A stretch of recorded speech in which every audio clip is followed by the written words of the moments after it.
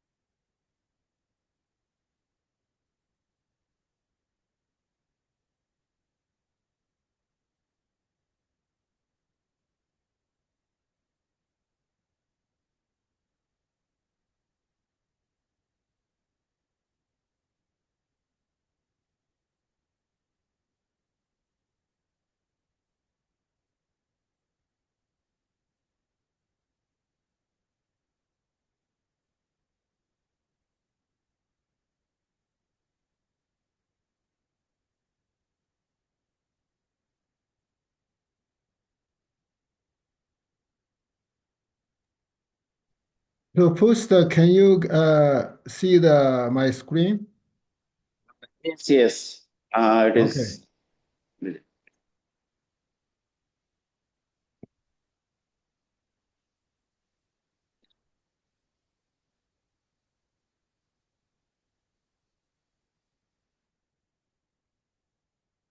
Okay, good morning, everyone. So yesterday we talked about sweep efficiency, and we can understand that sweep efficiency is a function of mobility ratio, and we also defined mobility ratio.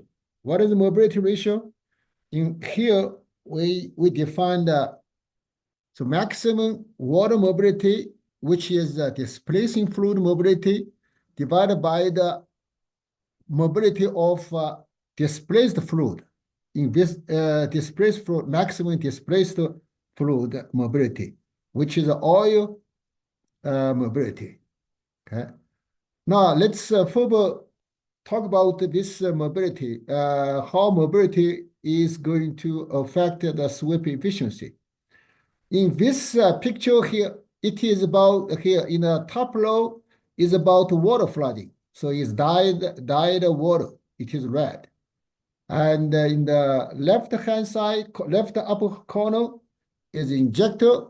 And here is a producer. In the lower right-hand side is a producer. So now, when the water is injected, you can see the picture. See here, you see, it is fingering. Now, it's like say in this part says no. Here, like say here is no oil is displaced because water does not go to this area. And so then later on, this is water flooding. And then when we change it to a polymer flooding, and then we simply add, what is polymer? Polymer is simply add this kind polymer in the water so that water solution viscosity is increased. So then water viscosity increased, then water mobility is reduced. If the water mobility is reduced, then mobility ratio is reduced. Okay, we also mentioned yesterday about the favorable mobility ratio. When the mobility ratio is less than 1, it is favorable. So that sweep efficiency will be higher. Okay, so now you can see compared to the water, here you have a much better sweep efficiency. Look, especially like in the middle picture, you can see here is fingering, but here you have kind of uniform sweeping front or uniform front. Okay. Now, next one, so that is what is expected. We can see how this mobility ratio affects the sweep efficiency. And then we have some equation to estimate mobility. Let's look at add breakthrough. This is EABT. That means that is sweep efficiency at the breakthrough. Now here, what is function here? Here is M, mobility ratio here minus M. So now this equation you can say as M mobility ratio is increased, this one is sweep efficiency is reduced. And here is this is a figure, simply represent this equation. So you can see mobility ratio is increased, and then sweep efficiency is decreased, right?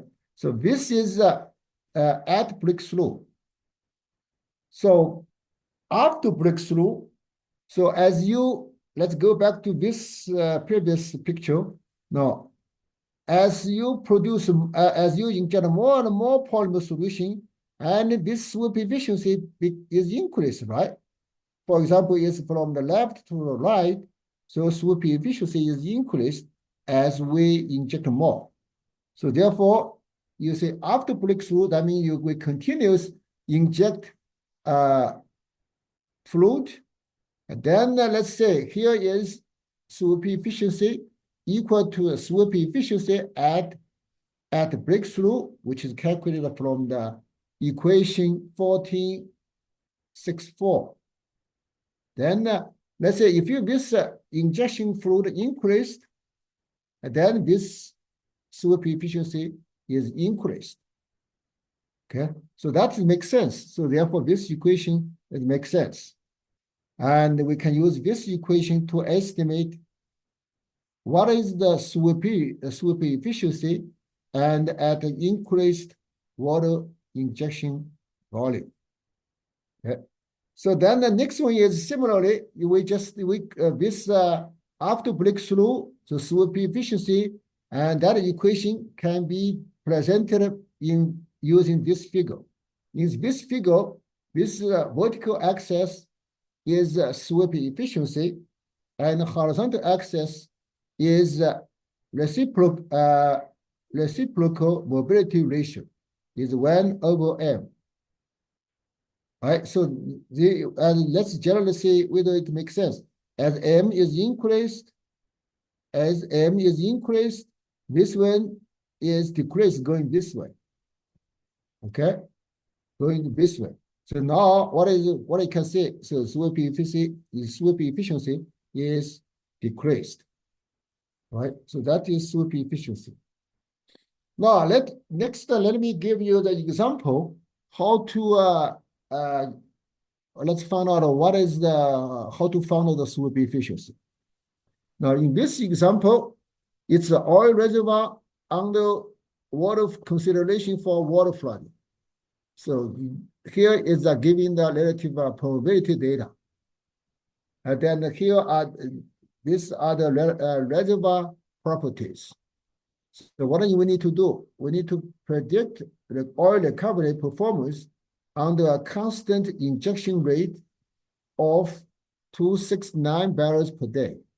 So we need to find out what is recovery performance. So basically we need to find what is the recovery factor at different times or different injection volume. So to find this recovery factor, what do we need to do? First, we need to find what this recovery factor should be equal to pore volume multiplied by sweep efficiency, right? Okay, so that is, let's go back to here now. We come back to this equation. This is water injected. So this sweep efficiency is water injected equal to pore volume multiplied by, and the saturation difference. Okay, so now during the water flooding, whatever the volume injected should equal to the oil produced, right? Because generally under water flooding, pressure is maintained constant. So produced volume, oh, I'm sorry, here should be liquid actually, plus WP produced. So then produced volume should equal to injection volume. So now, therefore, this is here you have, we need to find out how much oil produced, and we know how much water produced. Then if we find out sweep efficiency, then we will be able to find out how much oil produced. Okay, so that's why, therefore, here is the power volume, sweep efficiency, and this is the recovery factor divided by the original oil in place. So that is sweep efficiency. That is sweep efficiency, but we also need to find within this sweep volume, and it's not all the oil is displaced out, right? So we need to find how much oil is displaced out. We usually need divided by multiply by water saturation within the swept region minus initial water saturation. That is total water saturation changes multiplied by sweep efficiency, that's the multiplied by PV. So that is pore volume, and this is pore volume multiplied by swept efficiency. That is swept volume, right? This is swept volume.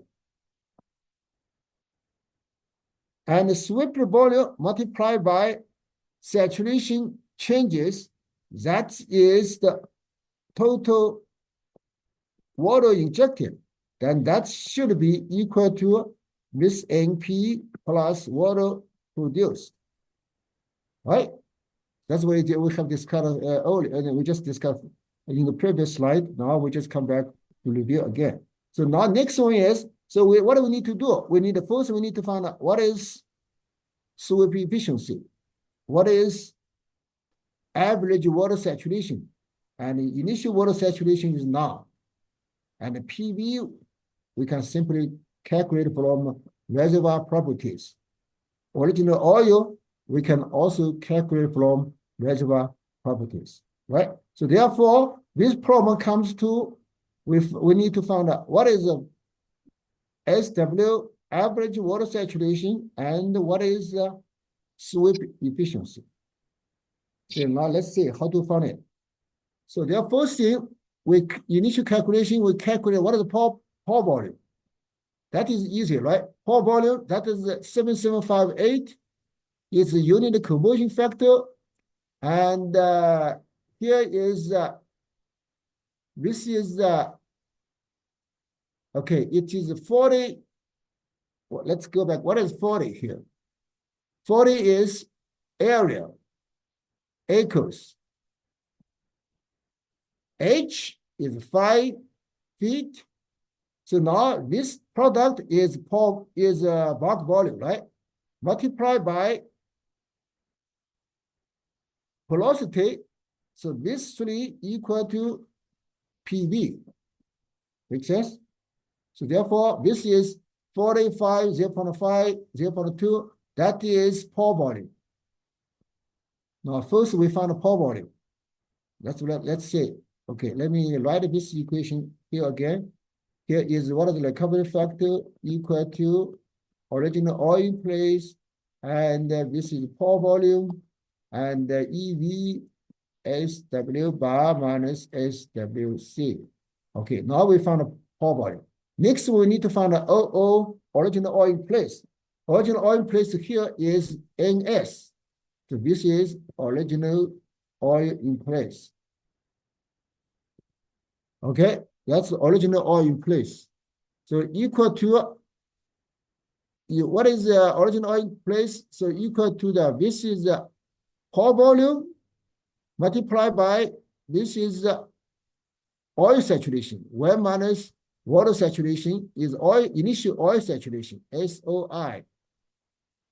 So then divided by formation volume, oil formation volume factor, then we got this original oil in place. So now we need to find the average water saturation, right? How we do it? We have relative permeability data. Now we have relative permeability data. From relative permeability data, we can calculate flexion curve. we learned yesterday, right? And we can get this one. How to get this one? This fraction curve is equal to 1 plus KRO, KRW, mu O, mu W. Okay? So now what it says, for each saturation, we have KRO, KRW, and so you will have viscosity, right? Viscosity oil, viscosity water. So now we can calculate F. So then you have every saturation, we can calculate F. So shape is like this one. And we learned yesterday with this from this minimum water saturation, we draw the tangent up to in this straight line and cross this FW equal to 1. This saturation is SW bar, which is average water saturation. Okay, so ideally we should spend time to do such kind of practice, but we will let's see, we save time. But I already explained the method, right? So we try to save some time to speed up. Okay, so we got this fraction curve, and then we extended this straight line to here. Now we found saturation is average saturation is 0.563. So now we got this average water saturation at a breakthrough. Okay, so next one we need to find EV, right? Okay, how to find EV? So then the first thing we need to determine mobility ratio. Okay, what is mobility ratio? First, we need to find maximum oil relative probability at the current water saturation, right? Let's see, check. At the current water saturation, 0.1, what is the oil? Oil KRO is 1. What is the maximum KRW? KRW should at maximum oil should at maximum water saturation, right? So what maximum water saturation here is 0.3, and now here is 0.74. Okay, so by the way, you need to know which from this KR data, you need to able to find what is maximum water saturation, what is the maximum oil saturation.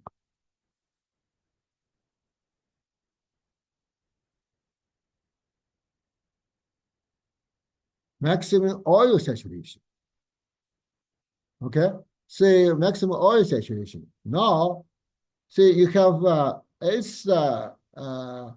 so you have so how do we find maximum water saturation?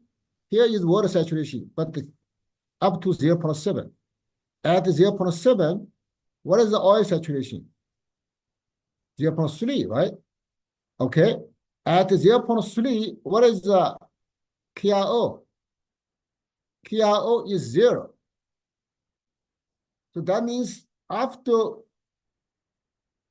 so then this is at this oil saturation, oil cannot flow. So that is minimum oil saturation, so that oil can flow. If that is minimum oil saturation, then this must be minimum or must be maximum water saturation. So now you found out maximum water saturation is 0.7. How to find a minimum water saturation? Now, at a minimum water saturation, KRW should equal to 0, right? Now, therefore, from this table, and you can say KRW, SW is 0.1. So SW is 0.1. All right. So now we found this minimum water saturation, maximum water saturation. At a minimum water saturation, we have maximum KRO.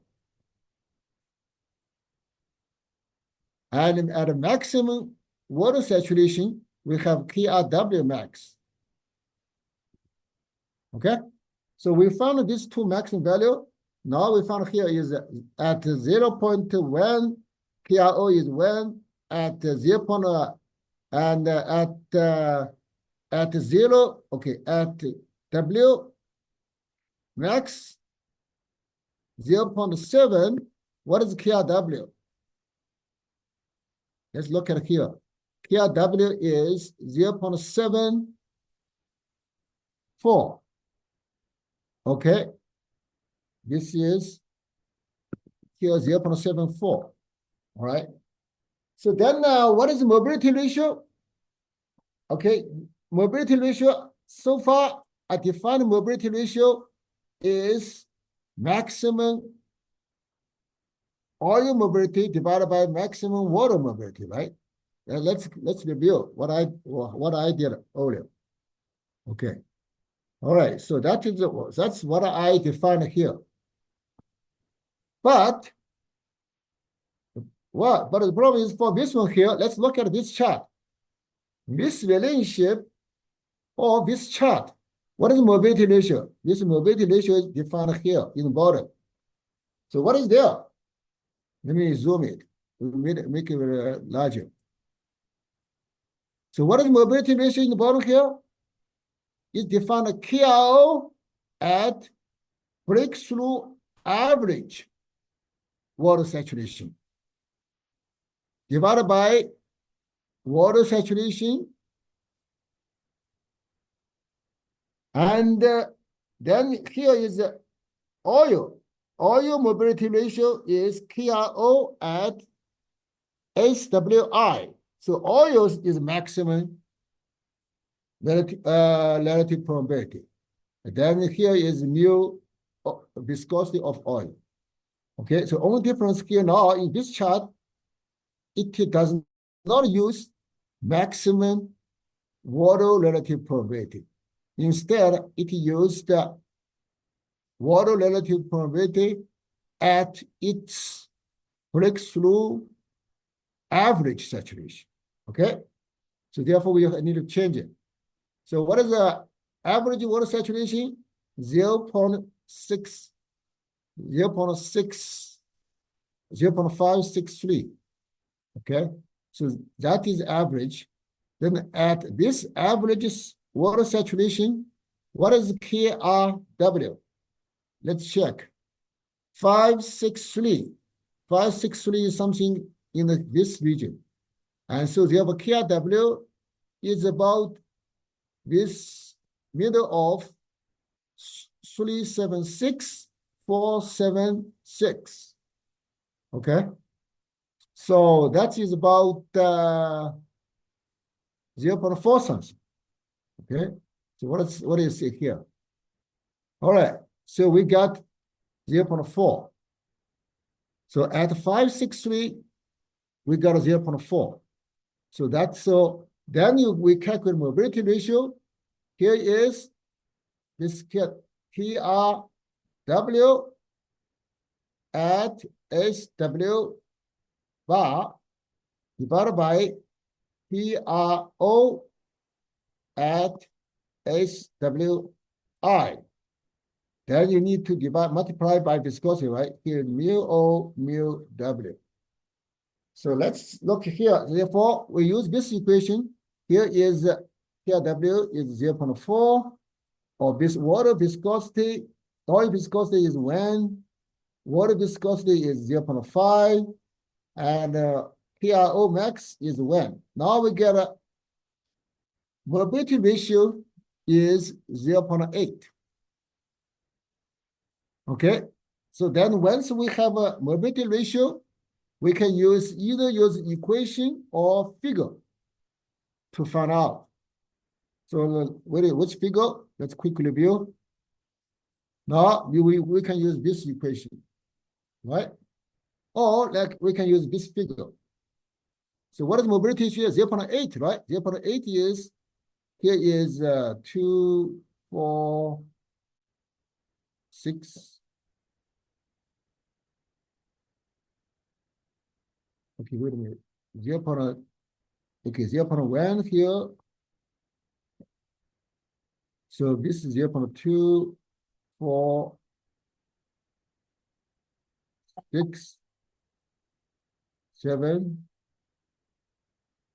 8. Okay, so should be here. What do we got? So from this one here, 0.8. What is this one? About 0.7 something. Okay, let's see what do we got here. Okay, about 0.717. Makes sense now? So we did use this figure to find out what is sweep efficiency. Okay, after getting sweep efficiency, we need to find what is oil, right? So what is oil recovery factor? Now in this example, it just need us to find sweep efficiency. Okay, but if you want to further to calculate what is what's the oil recovery factor, we can use NS, and we know PV, and we know EV, right? And then we know SW bar minus SWI. So let's see, we can calculate. Let's try calculate. What is the NS? What is NS? What is the NS? What is the NV? Let's see. NS is here is 310. Okay. 310, 320, 332, 740. And okay, here is 321, 310, 320, and here is 320.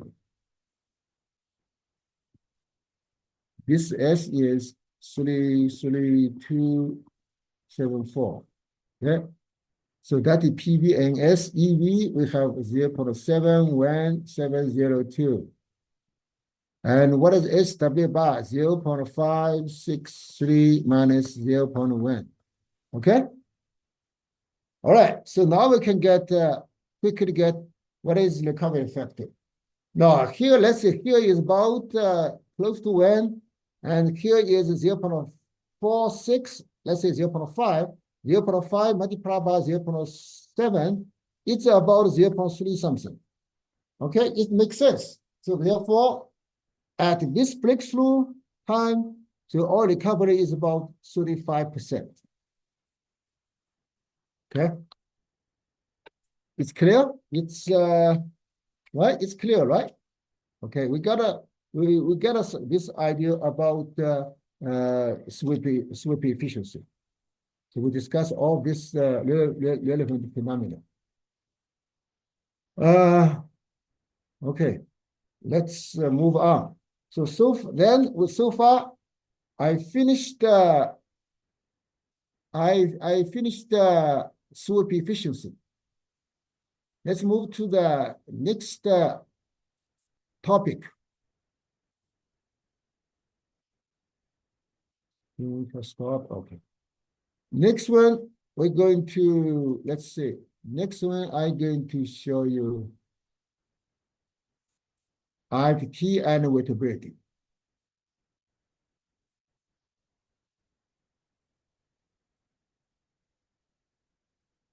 Let me show screen. Wettability. Okay. So I guess you are able to see my screen, right? This screen is about wettability and IFT. All right. So first, you saw this picture earlier. When I introduced the IFT, I used this picture. This picture shows, and this ring jobs does not fall due to the gravity. It still stick to the flower, That means some force is pulling this water droplets, water drops. So this force, pulling force, is IFT. What is IFT? Interfacial tension. Okay.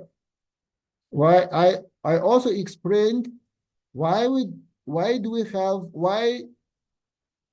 there interfacial tension at the surface? So because of the difference in the different directions of the whole universal force. And then I mentioned what is interfacial tension units, what is interfacial tension, what is the surface tension. These are all reviewed, okay? So far, these 3 slides are for, we already have already introduced. Next one is, use this information, we're going to define another number. This is a very important number in EOR, in terms of enhanced oil recovery. Okay. So what is the capillary number?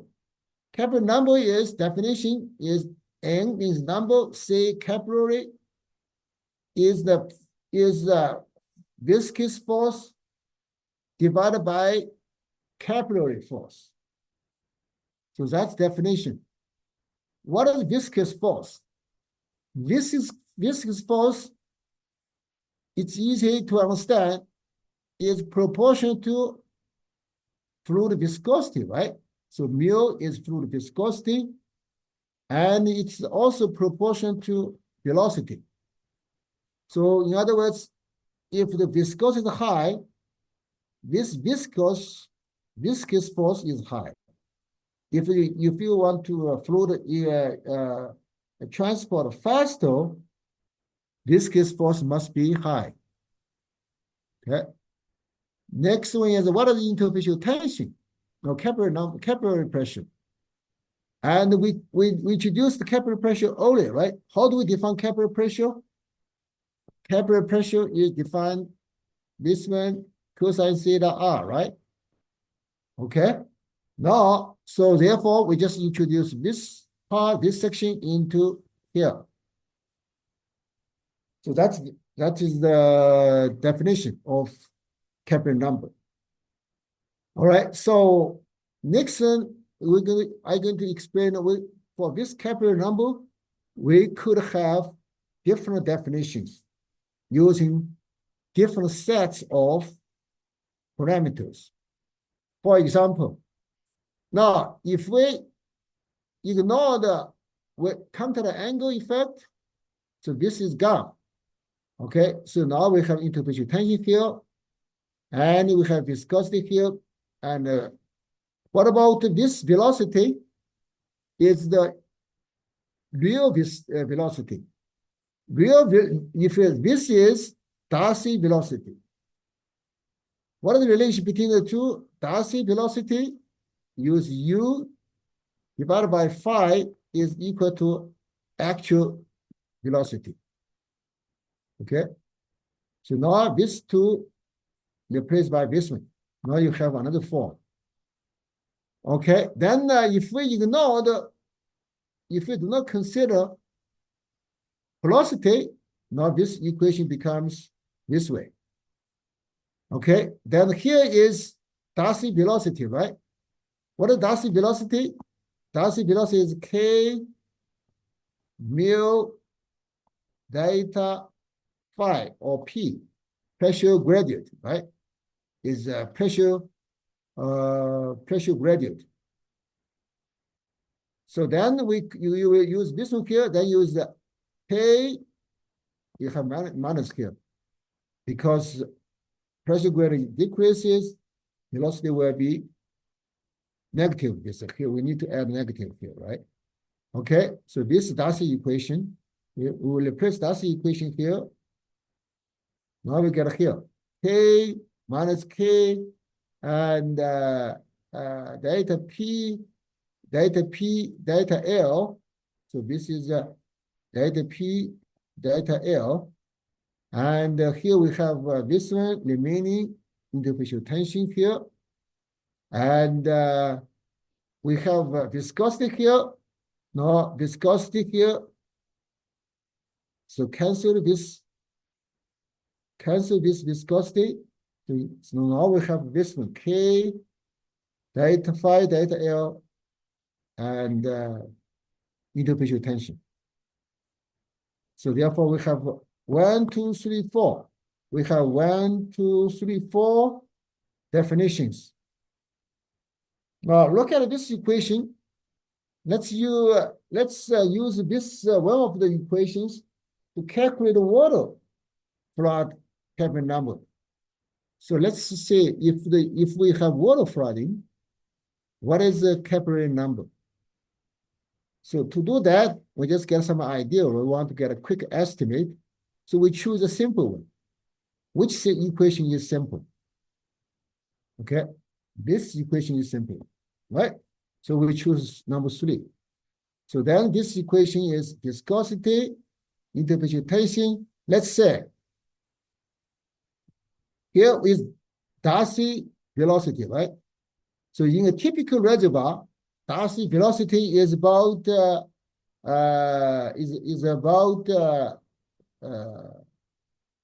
about 1 foot per day, something like that.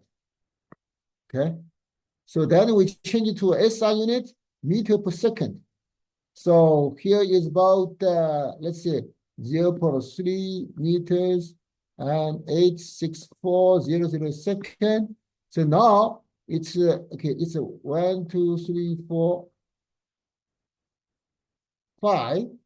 Here is 10 minus 8. 1, 2, 3, 4, 5. So 0.1 multiplied by 5. And the top is 3 multiplied by -1. So now we have total is about, here's 5 minus 1. So we have 10 minus 6. So here, this one divided by this one is about 3. So it's about this velocity. Okay? And multiplied by viscosity, water viscosity is 1 centimeter point, and interfacial tension between water and oil will measure 25, right? You can choose 30. So therefore, because we choose 30 is almost just cancel each other. So now what do we got? Here is 3, here is 30, here's -6. So now we got about 10 to -7. So that is Kepler number for water flooding. Yeah, because why do we want to talk about this Kepler? We're checking what's the value for water flooding? Because so far we introduced Kepler number. So then the water flooding is the base method to produce oil, right? So generally we always do the water flooding first, and then we do more complex method later on. So therefore we need to find out what is Kepler number for water flood. And to make this, let's come to this slide. Probably get a better idea. Why do we need to calculate water flooding Kepler number? Okay. In this slide, we have the SORC divided by SOR. So what does it mean? Here is SORC. Okay, first we know SOR. What is the SOR? SOR is residual oil saturation, right? When you have water flooding. Now here you have SORC. Okay, still have SOR, but we add C. C means chemical. So that means when we inject a chemical fluid, what is the SOR? So then this vertical axis is the ratio of 2 SOR. Now, we have not discussed chemical EOR yet, but what So in terms of residual oil saturation, when you add chemicals, that residual saturation compared to the residual oil saturation without chemical added, or just simple water flooding, which residual oil saturation is higher? So residual saturation for water is higher, right? Because if you add chemicals, it will help you to produce oil. If you have more oil produced, then residual oil saturation will be lower, right? Now to understand this one, let me give a daily life experience. Now, when you wash your clothes, when you wash your clothes, what do you need to do? You always, or let's say, you just washing the dishes. So when you wash dishes, what do? You use detergent, right? Detergent is kind of chemical. So you know that you had a very good experience. If you add detergent, it's easy to make the dishes clean. So therefore, your chemical SORC is lower than SOR. Make sense? So that's why now in the vertical axis is from 0 to 1, cannot be higher than 1. So because must be below 1. Let's look at horizontal axis. Horizontal axis here, let's see why. Okay, horizontal axis. What are your horizontal axis? What is the definition here?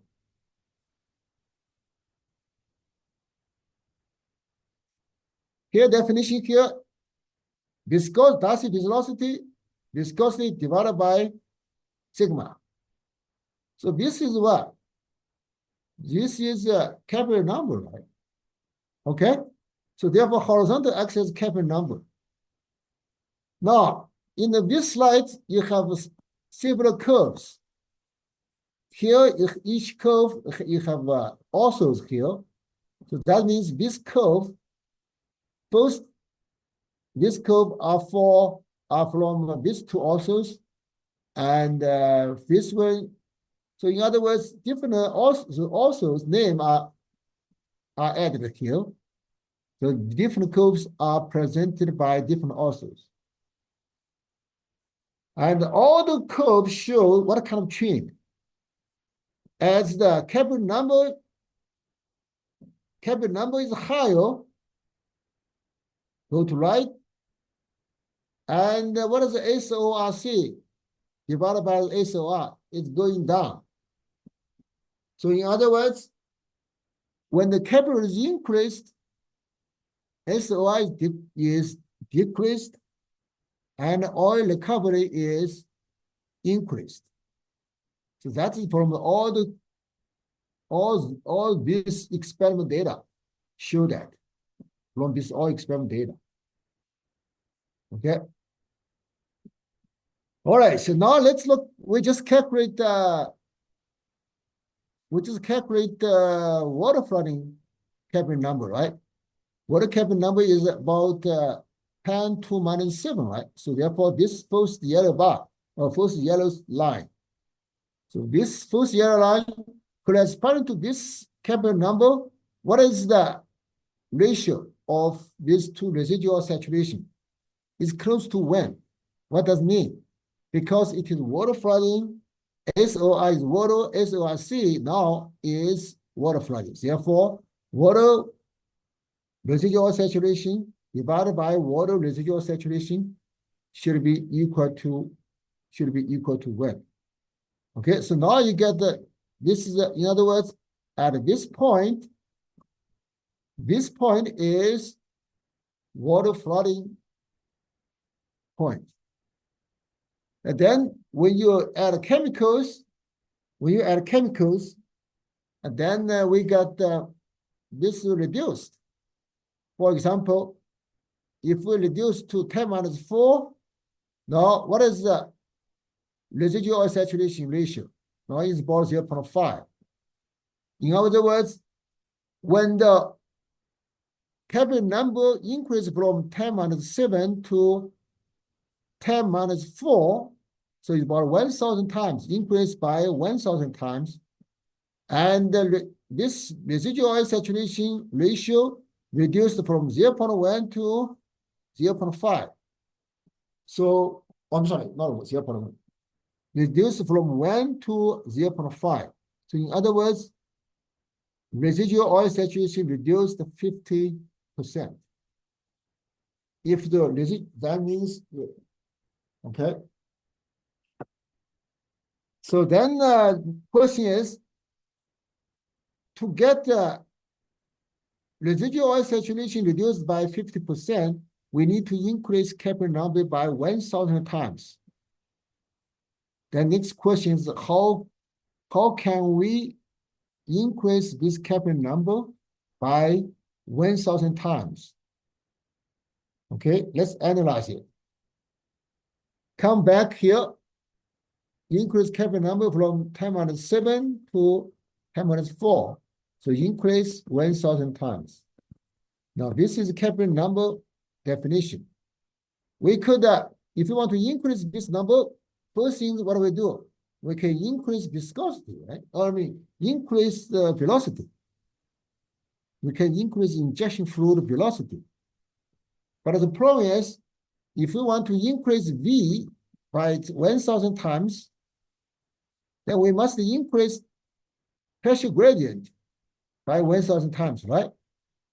So you are going to increase, so in other words, you're going to increase pressure by 1,000 times. So generally in reservoir pressure is already very high. It's about thousands of PSI. Now you want to increase to 1,000 times. Is it practical? No. So therefore, this idea is not practical. So in other words, it's not practical to increase velocity it's not practical to increase capital number 1,000 times by increase velocity by 1,000 times. Okay, let's check out what about we can increase viscosity, right? In this equation. If we increase viscosity and then by 1,000 times, then we can understand. First is more difficult. Secondly, even if it's possible, then for example, let's say we add a polymer into water. Now, if you add 1,000 times, we increase 1,000 times viscosity,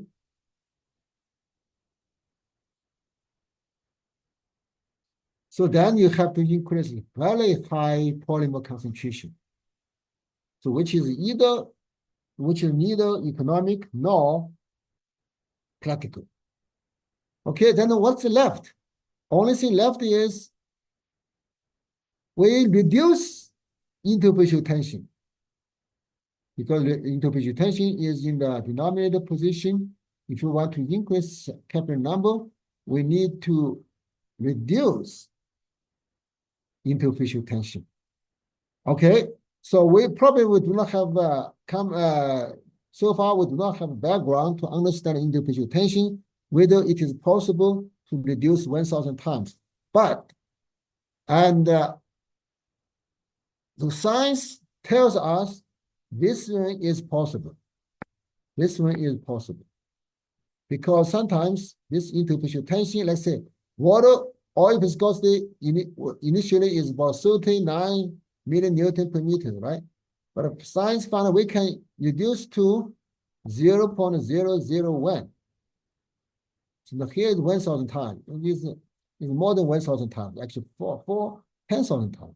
So therefore, we can reduce to this level. So therefore, this method is feasible. Right? So that's why if we want to increase oil recovery, we want to reduce interfacial tension. Or that's why we talk about interfacial tension reduction. Now you understand why do we want to reduce the interfacial tension? How do we reduce interfacial tension? We add surfactant, right? So that is the mechanism for surfactant flooding. That's the mechanism for surfactant flooding. Okay. All right. So far it's clear. Now let's have a break. And after break, we're going to talk about how this IFT is going to affect oil recovery in more details. We already know IFT, reduce IFT, we increase capillary number, residual oil saturation, let's see, residual saturation is reduced, and then oil recovery is increased. That is, or we already know this mechanism. So next one, we're going to talk about more details and to see whether IFT reduction could increase oil recovery. Okay. So therefore, we come back, and we come back 10 o'clock. Okay.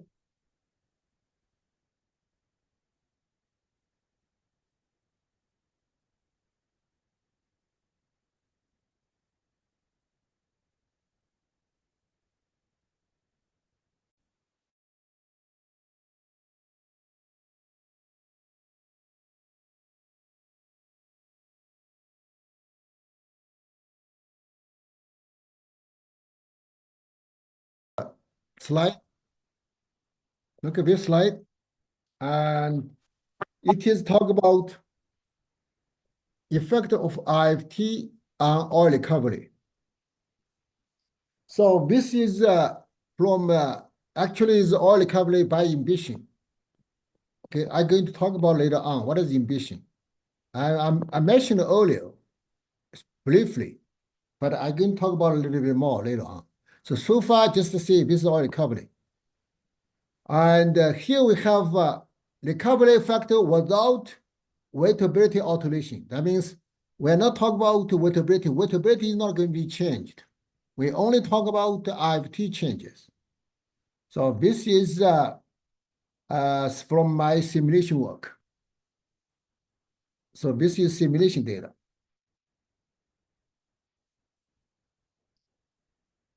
What do you see here? If here in the bottom dotted line represents the case for IFT equal to 0.049 millinewton per meter. Here is 0.0323. Here is 0.088. Okay. Now, what do you see? 0.049, 0.03. So this is, so in other words, this interface was one, or let's say 1, 2, 3. So what I say? 0.1 higher than 0.2, then 0.3. What about the oil recovery? Recovery when is, oh, I'm sorry, this is when, this when, yeah, it is higher.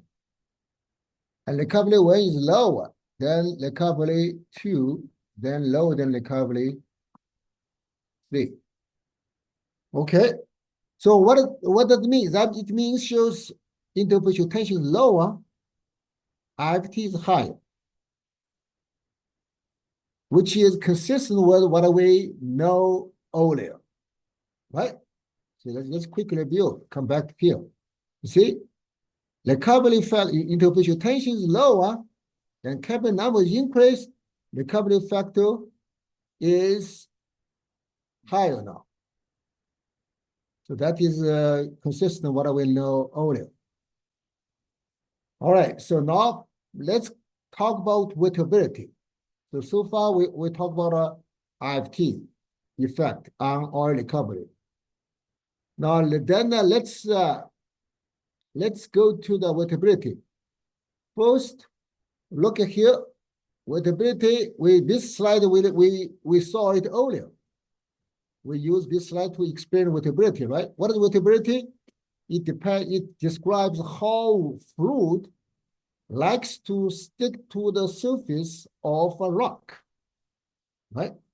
So here is like flat spread, here is when the contact angle is less than 90 degrees, it is water wet. If it's otherwise oil wet. And we also define the contact angle. We use contact angle to define wettability. And we also use the weighting index. Basically, the contact cosine theta to determine the wettability. Okay. And these are some examples. And for different angles, show different wettability. So you all know that, right? So simply review. Here is less than 90 degrees, water wet. Here is water wet, but higher degree, so less water wet. Here is oil wet. Here is water wet. All right, so let's look at here is water wet, water wet, water wet, oil wet. And we also say, we also know that when the water wet, water film stick to the rock surfaces, and when the oil wet, oil film sticks to rock surfaces. So therefore, it is more difficult to produce oil. Okay. So that's we know. We also define what is wettability. Basically, talk about the spread, preferential stick tendency, and tendency of fluid to the cold, tendency preferentially adhere, and so that's all we talked about earlier. Now, next, I'm going to introduce imbibition. So first imbibition experiment. So this is a simple experimental apparatus. This is glasses. Okay. So this is like a glass bottle or a glass. Here is a small like small diameters, a small tube.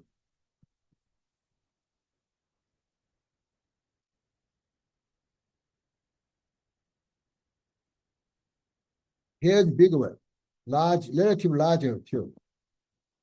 And then so how much? It must be larger than core plug. So core plug is sticking inside. So core plug generally is 2.5 or 1.5 inches diameter, right? Okay, you can put it inside. And initially, core is saturated by oil. So the oil, basically the oil is saturated with, core is saturated by oil. And then you have, then here is surfactant solution.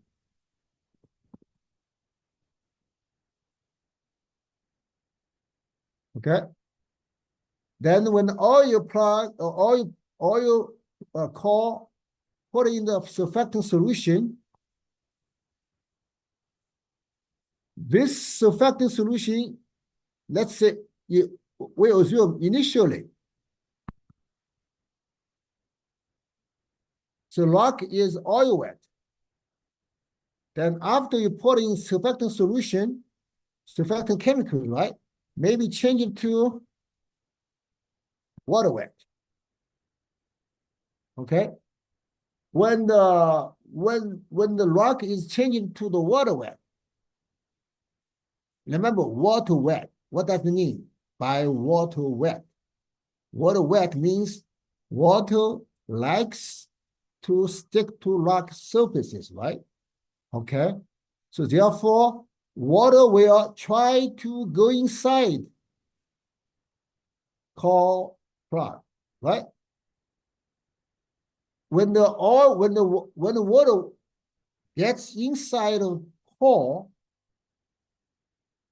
it must displace oil out, because the property almost does not change.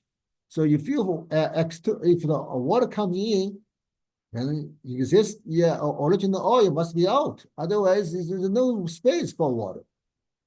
Okay, so now this is phenomenon is by this here.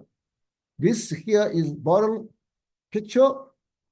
This blue one represents the oil, and red one, red arrow means water. So water get in, oil out. Make sense? Because water gets inside, drive oil out. So this kind of flow is they are flowing different direction, right? So this is called counter current flow. Okay. Okay, this name may be not that important, but it's good to know this name, but it's not a focus for this lecture. But for this lecture is focusing on, now we have water inside, go inside, all goes out. This process is called imbibition process. Okay, then let's define what is the imbibition process. Imbibition process is a process in which wetting phase imbibes into the rock. Okay, so that this is the bottom one is a schematic or mechanism picture. Schematic to show the imbibition process and mechanism or process.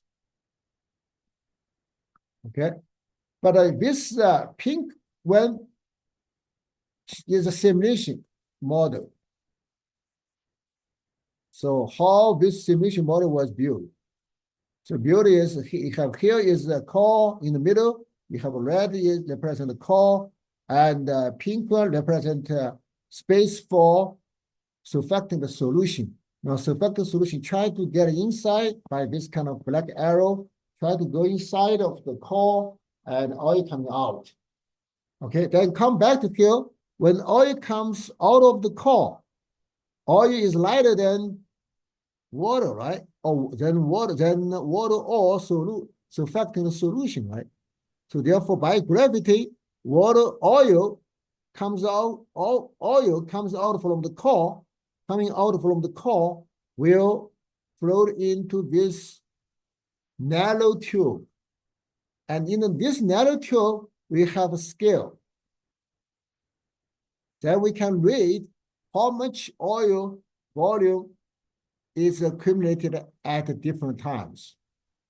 So therefore, we can know how much oil recovery can get by such kind of imbibition process with time. It's clear? So that is imbibition process. All right. Now, then what I did is I use simulation model to match the experiment data by this also, because they did the Kawasaki and Zhang in 2004 published their experiment data. And then I use the simulation model to match their experiment data. Okay. Then here is the simulation results. This shows incremental oil recovery at different times. Okay, then first I need to define what is the incremental oil recovery. Incremental oil recovery. This incremental oil here, incremental. Let me write that here, incremental.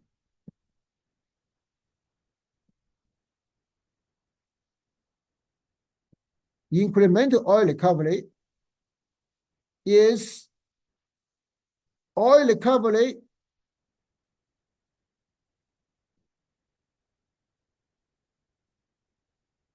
without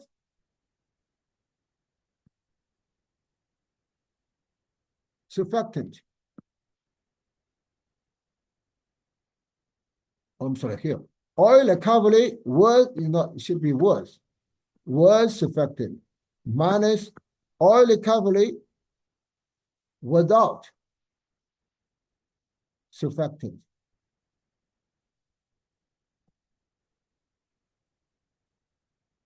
Okay, so in this model, initial core is oil wet. Initial core is oil wet. Now let me first ask you a question.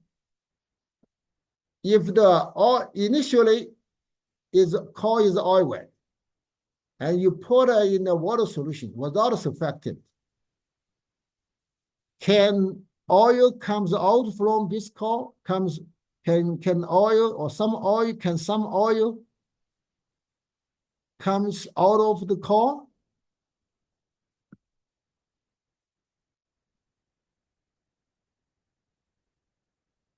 No, because it is oil wet. When the oil wet,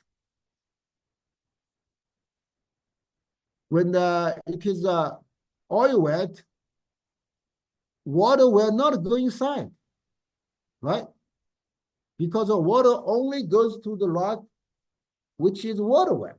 So therefore, no oil come out. So therefore, actually, here if without surfactant is actually 0. Okay, so in this case, then if you add a surfactant, what happened? This surfactant is specific surfactant. This surfactant is going to change oil wet to water wet.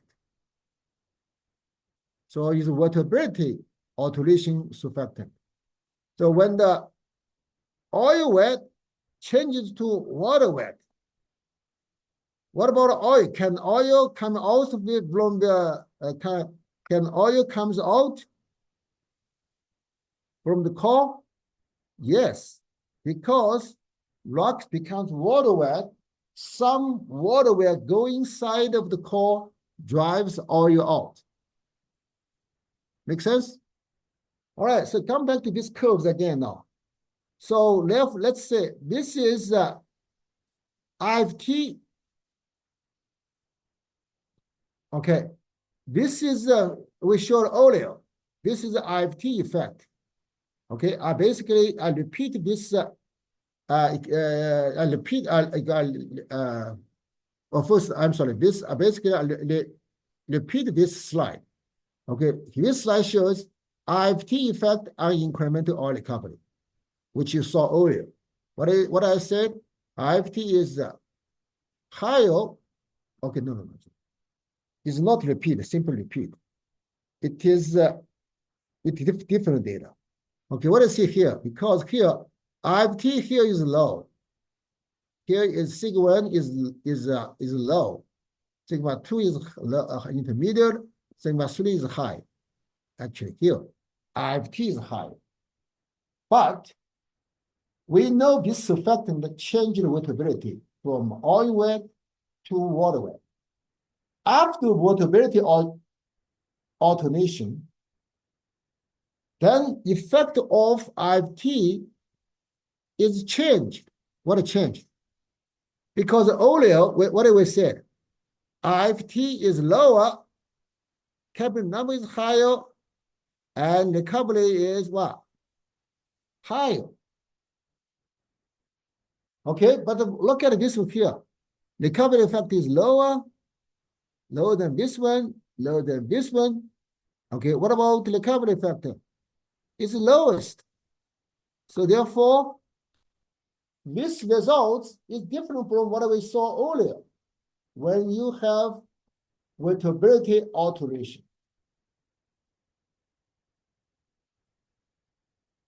Okay, so therefore, what do you see from this slide? When you have waterability alteration, your IFT should not be too low. Why? Because if the too low, what happened? Let's use this one. If it's too low here, 2 sigma cosine theta r. Now, here is water wet, so this cosine theta is a positive value. If interfacial tension is low, what happened? PC is low. What's the problem with the low PC, capillary pressure? Because if the capillary pressure is low, can water go inside? Or will make water easier to go inside of the pore or inside of the core? Now here, I have to explain another one. What is the mechanism for water go inside of core when the wettability is water wet? So force or drive force to drive oil or drive water to core center or inside the core is capillary pressure. So in other words, for you to have more water get inside of the core, you need the higher capillary pressure. If you want to get a higher capillary pressure, your interfacial tension should be high as well. Okay, that is very important. Okay, it is different from earlier if we do not have waterability alteration. If we do not have waterability alteration, IFT is low is better generally. So if you have waterability alteration, IFT should not be low. Okay, so that's what I got from this simulation results. Now then I did a further. Let's check this. For a simple explanation, forget about the other top and bottom curve. Just look at this three curve in the middle. So in the top one is water wet plus IFT. So IFT is fixed. So it does not is same, is 0.0087 millinewton per meter. I fixed IFT, and then I change wettability. Wettability, top one is water wet, middle one is intermediate wet, and the bottom one is oil wet. So what do you say? It clearly says if the wettability changes to the water wet, oil recovery is highest. Lowest one is from oil wet cause, and then oil wet cause. Okay, that is the effect of wettability on oil recovery. So then next question come back to our course. Our course is about you are in shear and tight reservoirs, right? So why do we want to talk about this effect of wettability alteration, effect of IT, all these topics? Why? Okay, because in shale, some shale, at least probably most of the shales are oil wet. So, but most of fracture fluid is water or oil. Fracture fluid is all water, right? So your fracture fluid is water. You want to produce oil, right? So therefore, what do we wish? We wish the fracture fluid as water. We wish the water as a fracture fluid. We are going inside of the core and drive oil out, right? So therefore, we need a wettability alteration and change it to water wet so that water can imbibe into a matrix to drive oil out. But what about IFT? IFT should be higher or should be lower? Based on previous slide or previous two slides, what it said? No, actually not two previous, only based on this slide, what do you say? IFT should not be too low or should be high. Okay, so therefore, then IFT should be high, at least should not be too low. Okay, why? Because from this equation you can say if the IFT too low, although this is a water wet,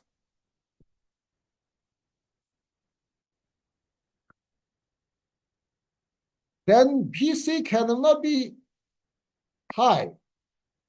Okay, so therefore must be interfacial tension must be high, but it cannot be, but the high is better. Which is the highest? Water surfactant is highest. But if you water surfactant, then you cannot change waterability. Second is, and you lose, if your IFT too high, you lose IFT effect. Okay, probably this topic is a little bit too advanced for you too, guys. It's for undergraduate student, okay? Just forget about this one. Because at this one, you only pay attention to this one. So IFT should not be too low, and but you do need to change the waterability to oil well to water well so that you could have efficient oil recovery. Okay, so this is too advanced. Forget about that one. Okay, all right. So that is finish. That ends my lecture on IFT, IFT, and waterability effects on oil recovery. Okay, let's finish this part.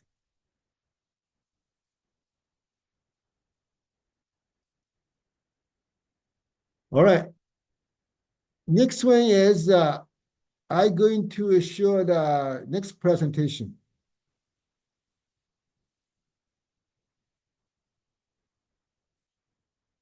Next one, I'm going to show you some field project. So far we know a little bit fundamentals or mechanisms about the effect of IFT, effect of waterability, all this stuff, right? So now let's look at the field data or experiment, or some are experiment data. First, let's look at here. This is about experiment data. We can talk about core. Okay. Then let's say here the carbon factor, and this horizontal line, this part, or this part is by CO2, by gas, half and pulp. Okay. After gas, CO2 half a pump, and then we inject the surfactant. Assess the spontaneous inhibition. What is spontaneous? Because without external, what is spontaneous? Without external force, water will imbibes into the matrix by itself, by nature, by itself. Okay, so that is called spontaneous inhibition. Now, this is spontaneous inhibition recovery. All right, so what is from this picture, what do you see? Although different cores, you have quite different gas half or puff recovery, but inhibition recovery by surfactant almost same for different cores. Okay, so that is first observation. So in other words, this is their inhibition recovery factor is mainly depends on the surfactant solution, and so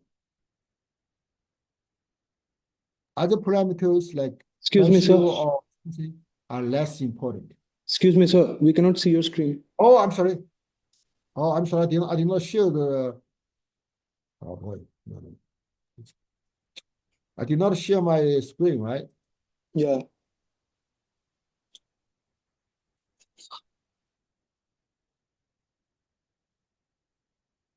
Okay, then let me repeat them. For these slides, I see here that for experiment, we have 4 core plugs, and initially we had a CO2 gas and half a puff.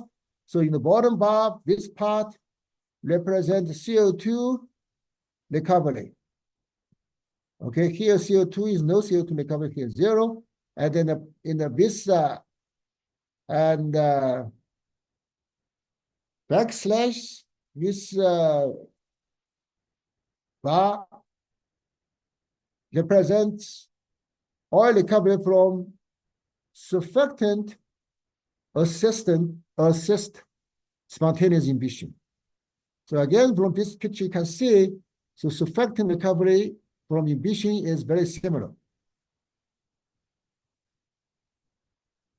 Now let's look at further look at surfactant assistant spontaneous emission. Here is lab result 2. So this one is brine. This one is surfactant.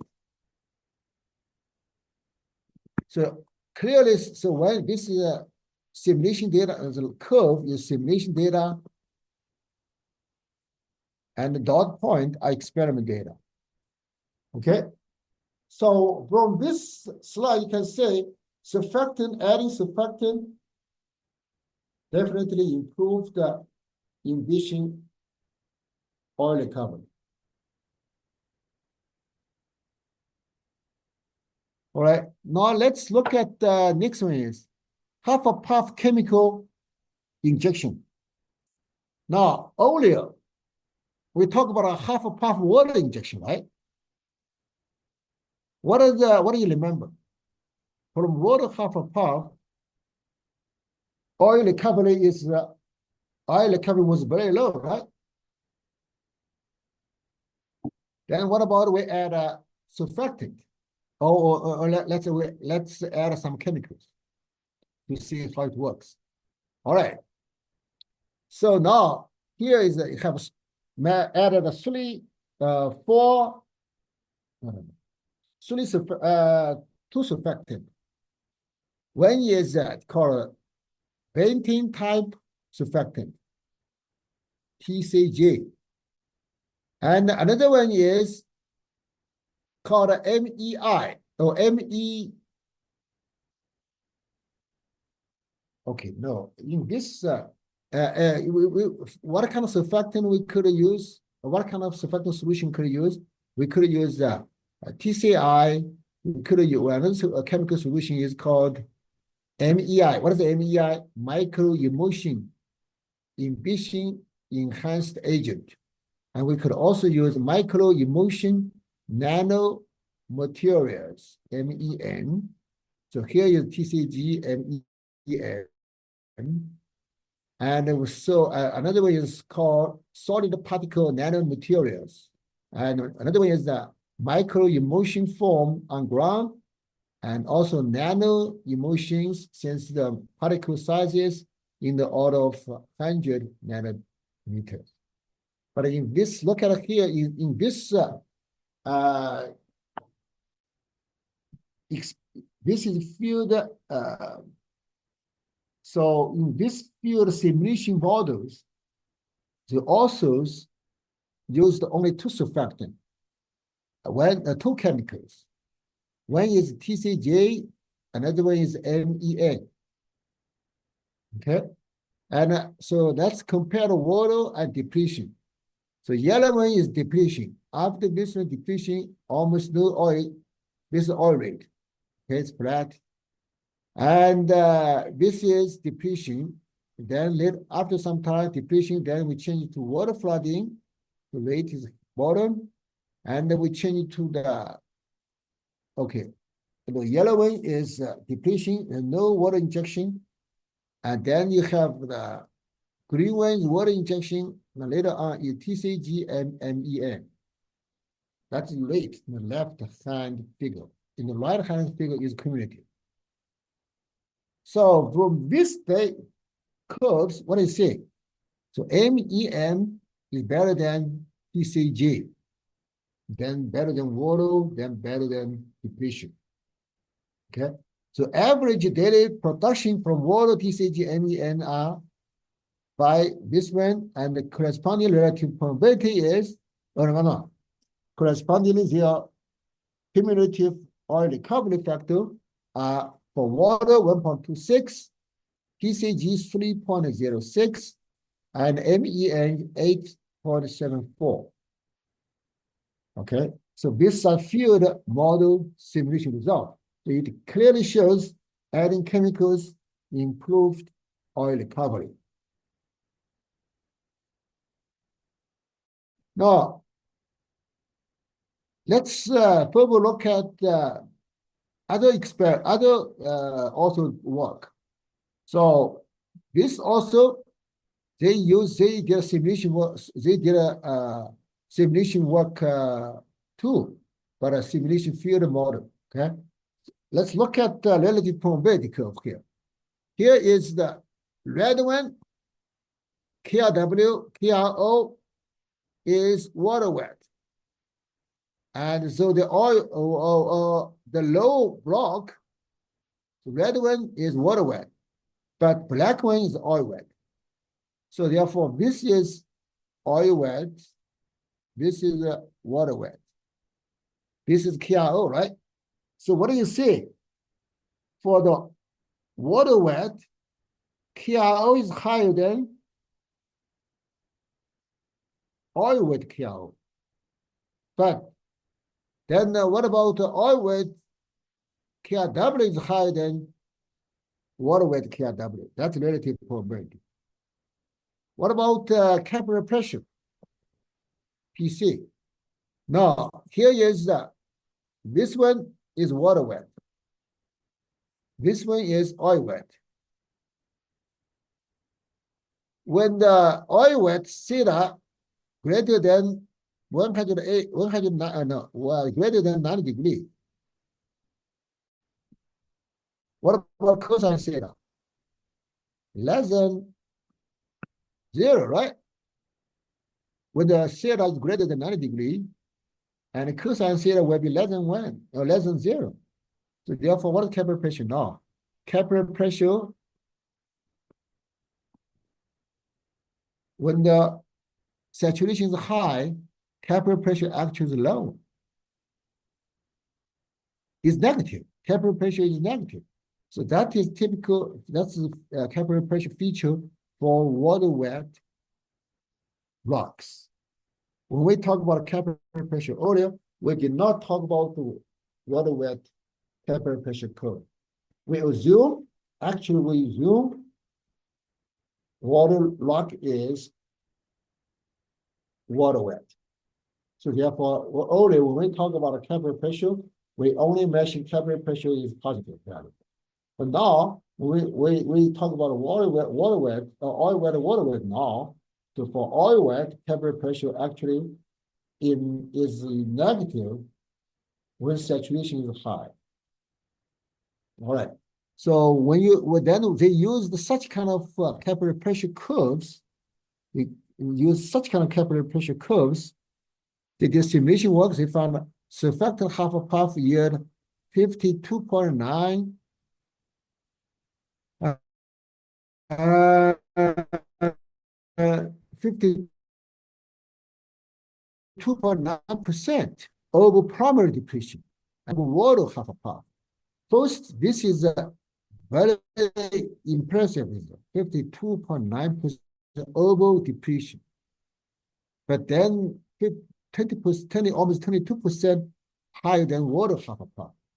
Again, clearly shows surfactant helps water recovery during the half a puff. Although water half a puff oil recovery was not high, as we learned earlier. All right. Next one is talk about weak emulsified surfactant, or called WES. Okay, so first let's look at what WES, water. What is WES? Oil in water emission. What is the NES? Non-emulsified surfactant. So they compared oil in water emulsion with non-emulsified fluid or non-emulsion. So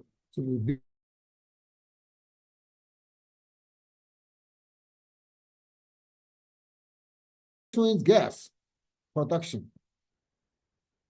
This is oil. And here is the here is the first one is WES, next one is NES. Let's first look at this area. Okay. Oil for WES is higher than oil in NES. So what does it mean? That means microemulsion helps oil recovery. Same for the gas is even more obvious. And this is for other cores, other area in the reservoir, in the reported cases, in other area is other, so average 30-day production in area 2, the same thing. Here's a WES higher, and then NES, area 3, area 4. Okay. This is another, this example shows emulsion fluid helps oil recovery.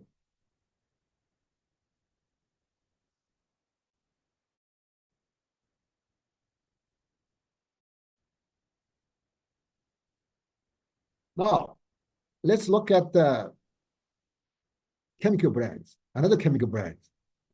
Now, this chemical brands, they have brands, means they add a few chemicals in the fluid, in the water.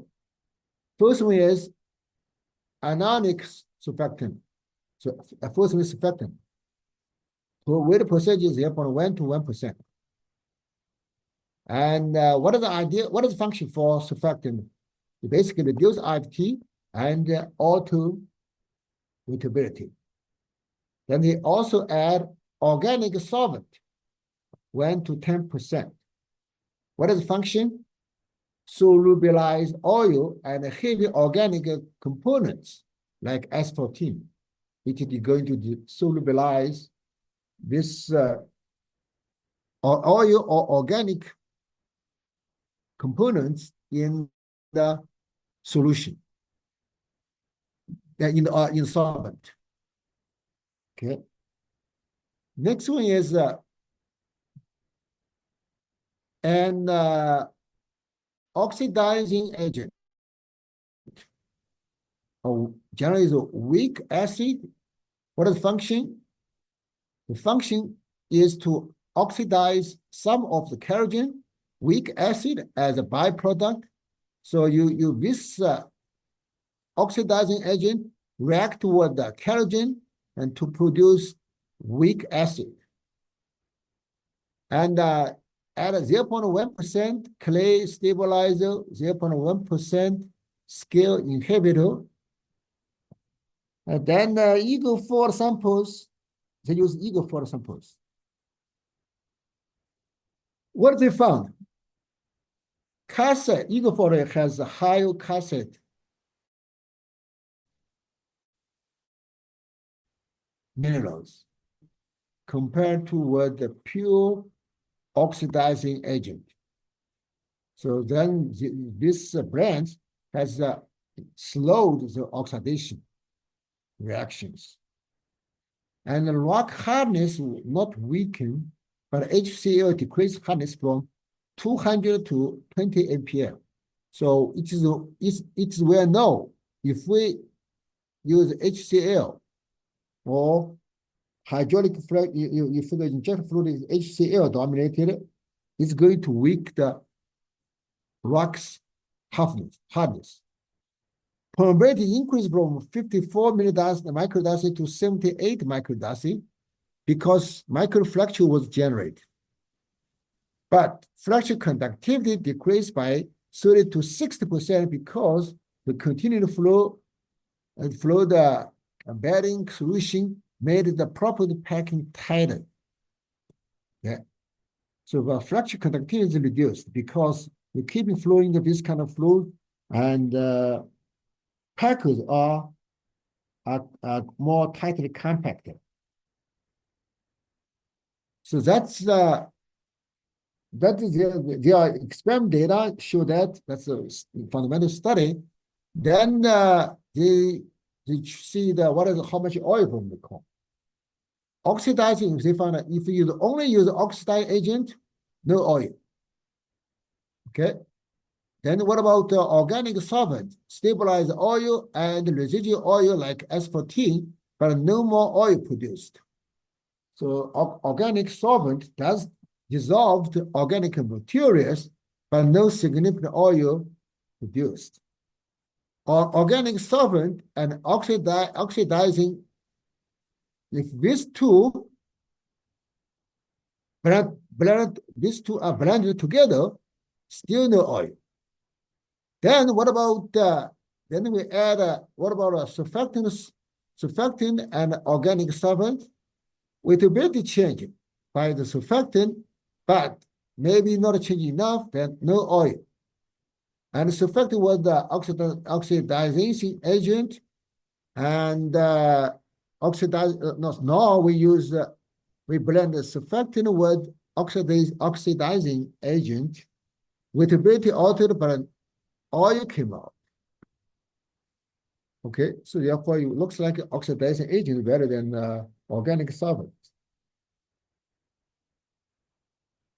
When three mixed together, surfactant, organic solvent, or oxidizing agent mixed together, weightability change, cast dissolved oil released. So this example shows we need a chemical blend. Chemical blends may work better than pure single chemical solution. And the picture below shows that initially it is oil wet, then over time, gradually oil is reduced, and here is reduced, and here is now water wet.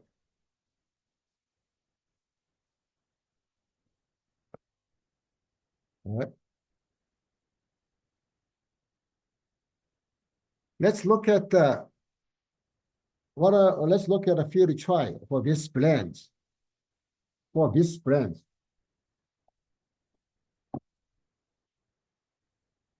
First, pre-load solution, 3,000 to 20,000 barrels of the blend solution at 2 to 5 barrels per minute, followed by an average shutting time 2 to 5 weeks. So pre-load. So what does that mean? So first injection so much fluid, chemical blend, and then you treat it like a dozen of treated well show strong well performance.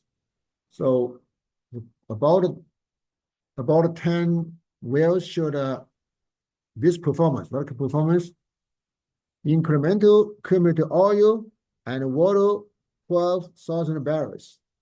60% of injected water returned in a period of 8 months after 5 weeks of soak. So let's look at this picture here. First one is the oil production rate. Here's water production rate. This is Q water. Here is Q oil. Let's say here initially declined, right? Then we inject a chemical solution. The oil increased. Then this water also increased. So therefore, both water and oil production increased due to this chemical blend treatment. Okay, another chemical blends. So they produce another chemical blend is use 0.1 10% anionic surfactant and 1 to 10% oxidizing agent. What kind of oxidizing agent? They use the pre-sulfonate salt, 1 to 10% of limonene. So it's kind of solvent. Okay, then let's see here, surfactant, oxidizing solvent, organic solvent. That is 3 main components which make it work to drive oil out, right? Remember? Here, let's see. See, other ones, oxidizing agent alone, no oil. Organic solvent alone, no oil. organic solvent was oxidizing, no oil. Then you need to add a surfactant. No surfactant, you need the two with organic solvent, no surfactant oxidizing agent, some outlet, some oil came out. But the best one is 3 component. Organic surfactant, anionic surfactant, organic solvent, oxidizing agent. Okay. All right. So now, same thing for this one. They choose these three chemicals to work out a blend. So what they found? They found delayed weak acid carbonate reaction to reach deeper matrix, increase the shear surface roughness. So what's the function to increase shear surface roughness? Let's say if you have a pore here, if the surface is become rough, what happened? You have sand. Here you have proppant, right? Proppant. So that means this core, when the pressure is going down, this pore will not collapse because roughness to support this surface, right?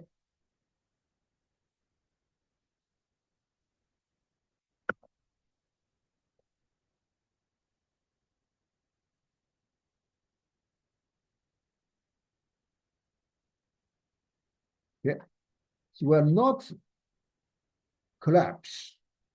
So that is the that is the chemical brand. So now in this section, basically we introduce several chemicals to see how chemicals works, how chemical work.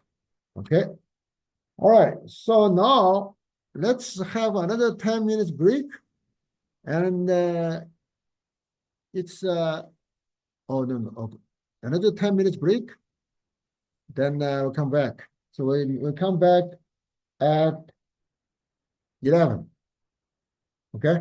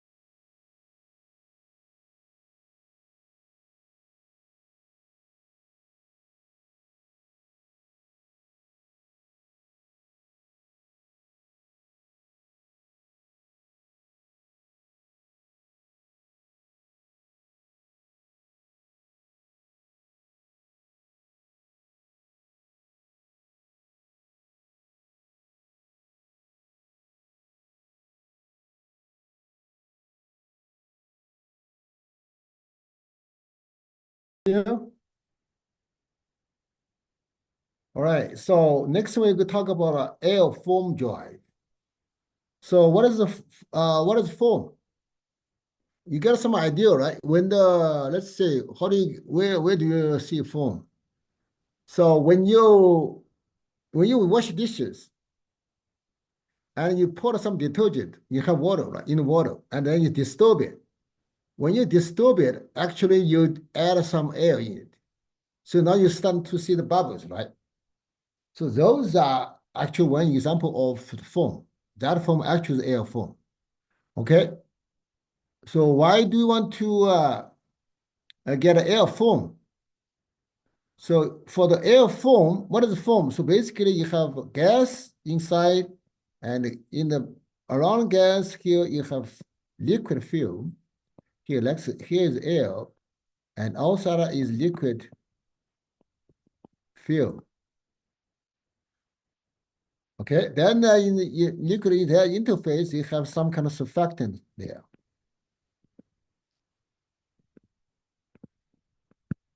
So now, when you have such kind of air form, like this is pore radius. So is it easier for gas flow or it easier for air form flow? Then it is easier for gas flow, right? But if you have air form like this kind of bubbles, it will be more difficult to flow. So why do you want to do that? And we earlier mentioned, even when you do the gas flooding, we found, or even water flooding, may break through to neighbor wells, right? So therefore, if you have foam, and the foam, when the foam goes through the high permeability channels, then it's going to reduce the velocity because more viscous force, because foam is more difficult to flow. So then foam velocity will be going down. So then it's going to help foam to go to other low permeability channels. Because let's say if you have two channels here. Now initially stop here. So what happen? You have more foam coming, right? So then you're going to, because here stop, then you must go to smaller one. So now this kind of front will be sweep efficiency will be higher or better sweep efficiency. Otherwise, if you do not have foam inject gas is going to break through high permeability channels. Okay, high permeability channels.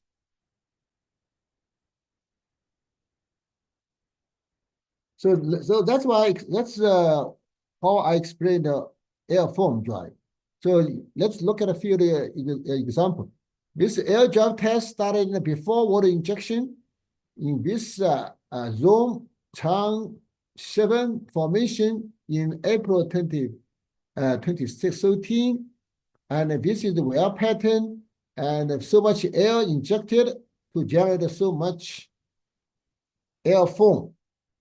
So then the well produced capacity was increased from 0.5 to 0.88 tons per day on the average. So well production capacity compared to the 0.39 for the neighbor wells. See, so therefore this average neighbor wells. Here is the average rate increase. So water injection began in 2013, later after air injection, then inject water. The air foam mitigates water breakthrough. So in other words, now what happens here is, this is the air foam. Initially, you inject air foam. Later on, then you inject water. So water, on the water here, and this high permeability channel, because the air stop, water flow, so water has to go to lower permeability channels.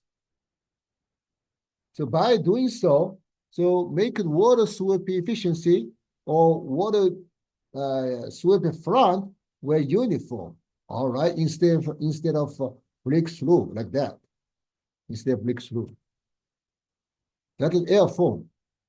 And another one is, for the field practice, what do? We remember in the shale and tight reservoirs, we always use fractures, right? We do fracture. We create fractures.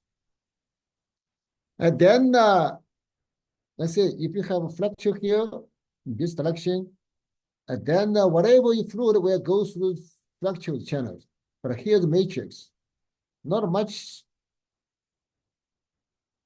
fluid will go to matrix, right?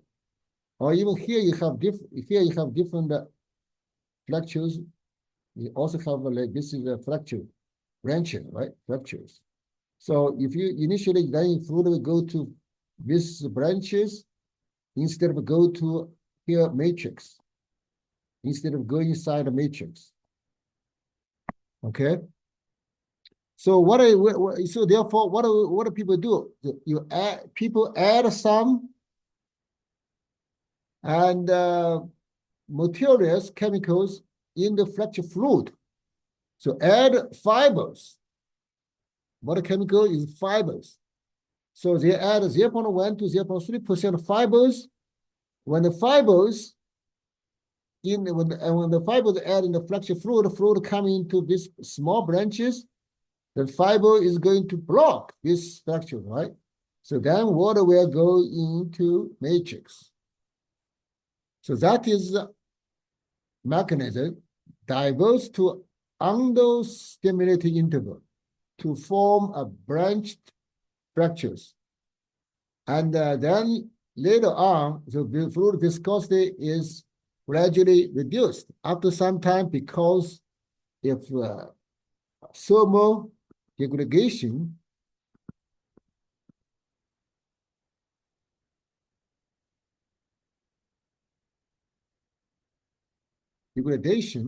because reservoir is high temperature, right?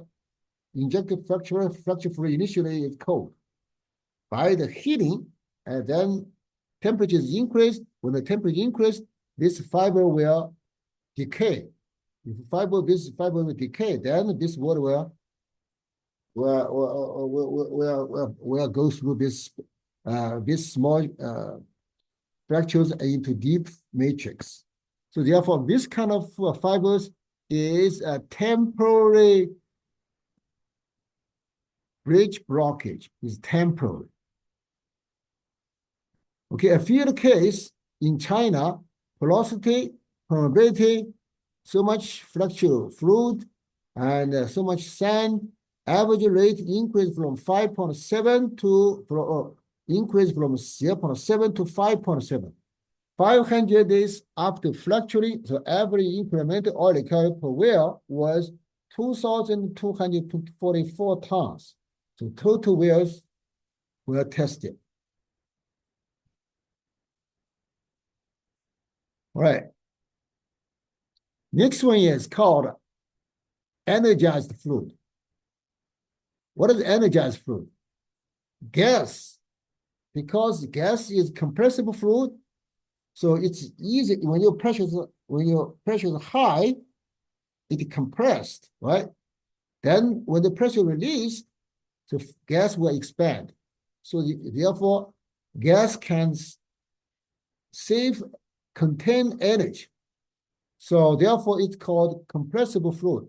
Why?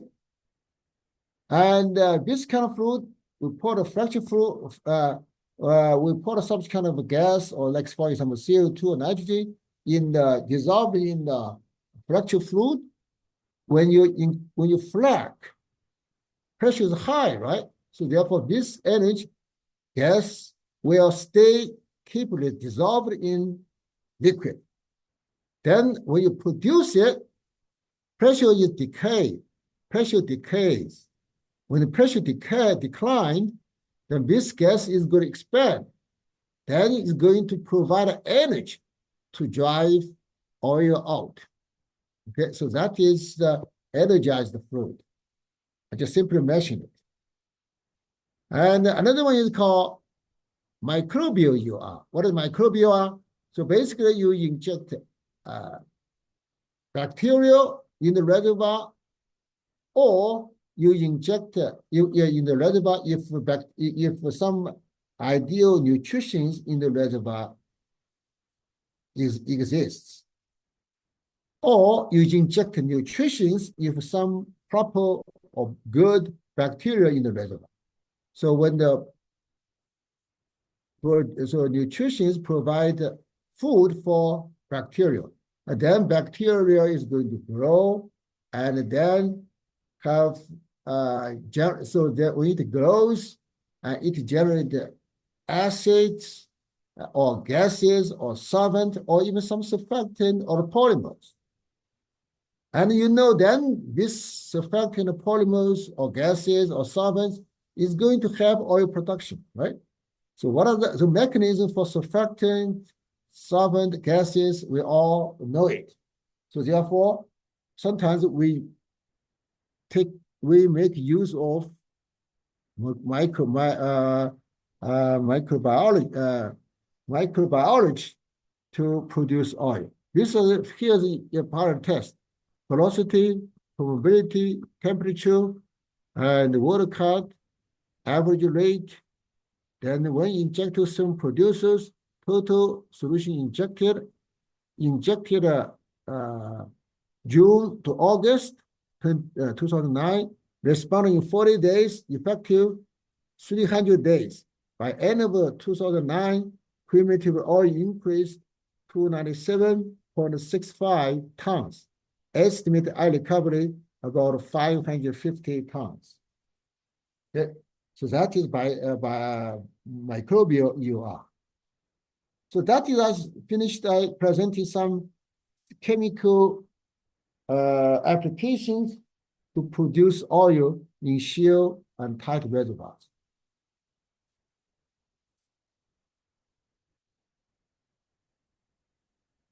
All right. Let's say next one. I'm going to talk about I'm going to talk about CO2 EOR. All right.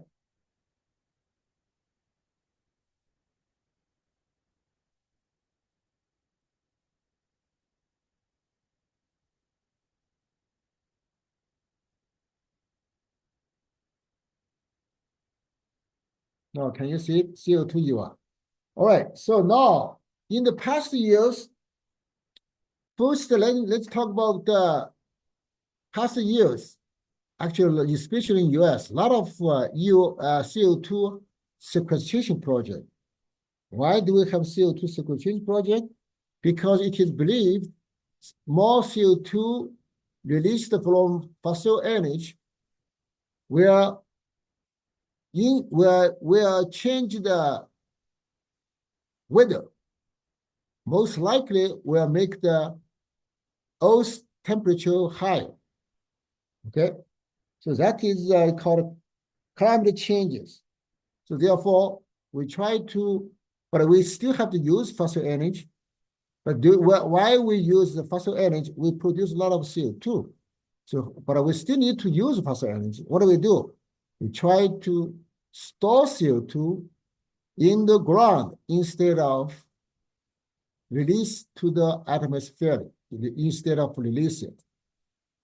So one method is, and we already know from previous lessons, and we shale and tight reservoir, and gas EOR is very effective, right? But CO2 is a gas. So therefore, then what about we inject the CO2 in the reservoir? When from one side we store the CO2 in the reservoir, from another point, and we have CO2 as an agent to improve oil recovery, right?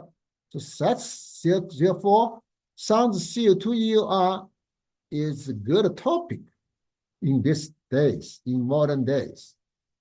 Okay, so therefore, let me explain this. What is kind of let me explain. Let me introduce CO2 EOR and what kind of problem with the CO2 EOR. All right. First, let's look at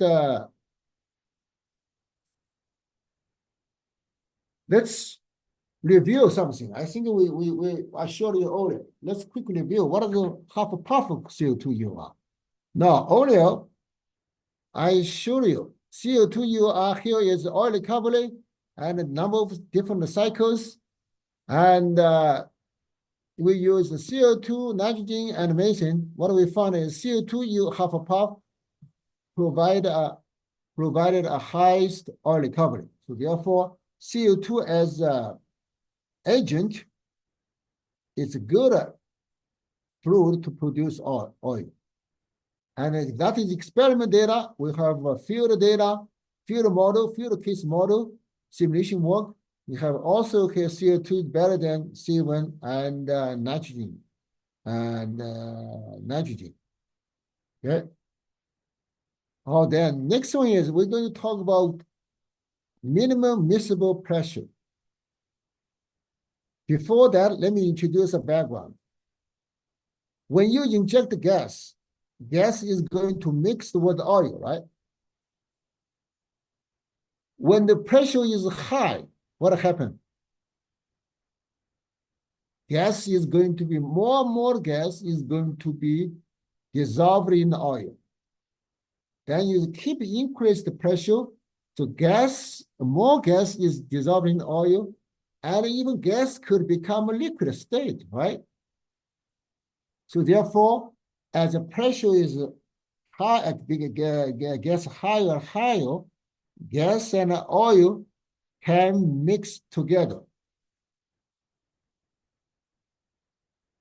And can mix together. So when the gas and the oil are completely mixed together,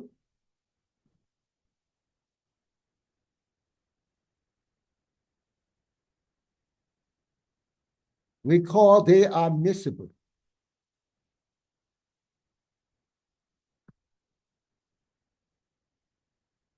Okay, so then this pressure, this minimum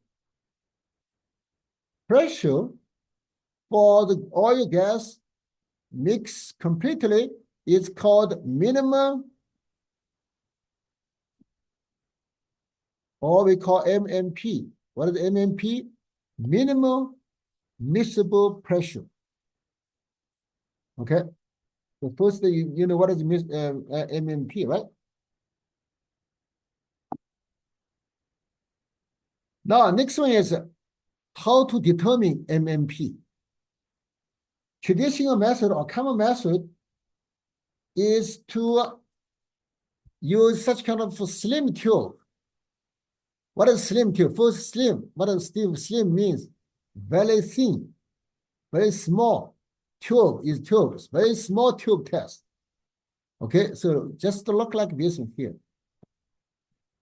Okay, just look like this.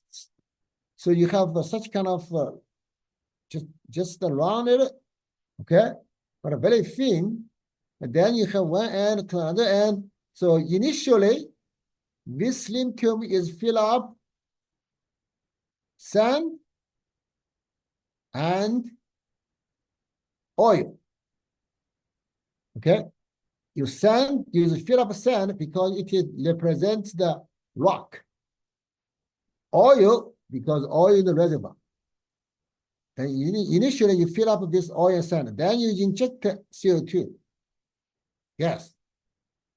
So when CO2 is injected into this tube, then some oil is going to be driven out, right? So first when you inject CO2 or some oil comes out, that's easy to understand, right? Next, if you increase pressure, what about then more oil will come out, right? So therefore, in product experiment data, we have oil recovery versus pressure. You can say as the pressure is increased, more oil will be produced. But then later on, you keep increase, although oil still increase, but the increase rate is not high anymore.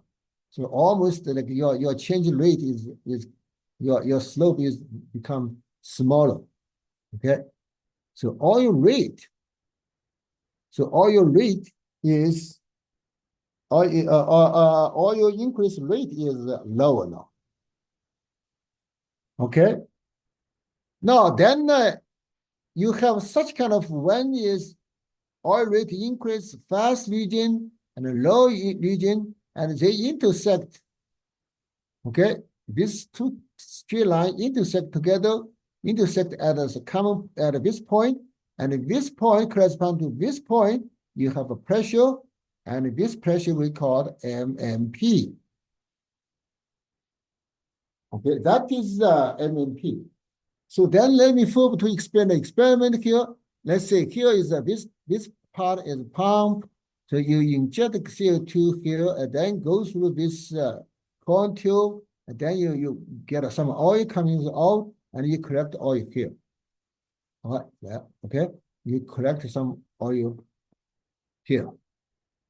So that is experiment setup, and that is mechanism or mechanism, that is method to determine MMP. Okay. All right. So that is first I experienced this MMP. The next one is, so therefore what do we do? Let's try to determine so what kind of MMP we for CO2. Okay. So we did some experiment. So this is our experiment setup, and we did some two cases. What we found is cases about, we found CO2 MMP is about 1,800 for Wolfcamp oil. Okay, so Wolfcamp is shale reservoir name. So if we use Wolfcamp oil, we get MMP is about 1,800. Okay, now let's say, so this is so far we talk about how to use slim tube to determine MMP. But we can determine MMP in another way. Instead of using the MMP, we can simply just using the slim tube. And sorry, it's not slim tube. We can use core directly to determine.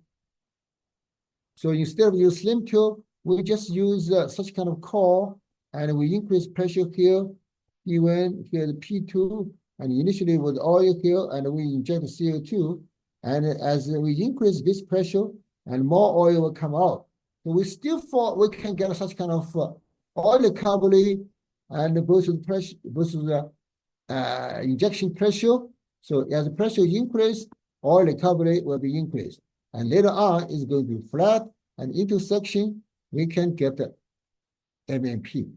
So therefore, this one we use core flood. And what is not core flood? Core half puff. Okay, we use half a puff method. We found out MMP is about this intersection. Pressure is about 1,800. But if we use slim tube, then we got is 1,620 psi. What is the problem now? Although we use the same Wolfcamp oil, but from two different methods, we get a different MMP.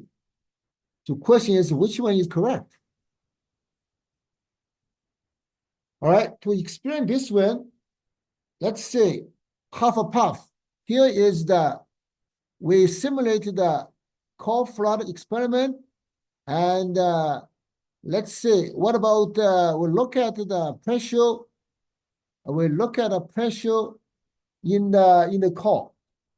So here is this yellow one, red one, it means high pressure. Okay, this one, yellow one is lower pressure. So in other words, when we have, let's say we have such kind of half a puff, let's say schematic, this is the core, right? How do you do half a puff experiment? So this is, you have a pressure gauge. So injection fluid, you have fluid here, and then inject and produce. So by doing so, when you have such kind of core in the here, what about when the fluid is injected around the core, pressure is high, right? But what about the inside? The inside pore pressure is low. Why? Because shale rock is tight. So although the pressure on the rock surface is high, but pressure inside the core, it is still low, at least in the beginning, because it takes a long time for the high pressure to transport to the center of the block. Okay, so therefore, but what pressure we measure? We can only measure pressure in this outside of the core, right? So therefore, outside, although the pressure outside is 1800, but what about the inside of the core? Actually, even it is below the 1800. So therefore, this outside pressure cannot be used as MMP. Okay? So actual MMP should be higher than this outside pressure, because when the outside pressure is, for example, 2000 psi, then inside of the core, the pressure probably could be about 1600 to 20 psi. So then inside pressure is close to 1620 psi. So therefore, when you determine MMP for half a puff gas injection, you need to be aware of this problem. You cannot use you cannot simply use the simply use the slim tube method to get the MMP and use that MMP as a guide to design your half a puff injection pressure, because if that pressure is too low, because that pressure, although that pressure at the surface is reached MMP, but the actual pressure inside core will be lower than this pressure, and gas cannot be dissolved mixed completely with oil. All right.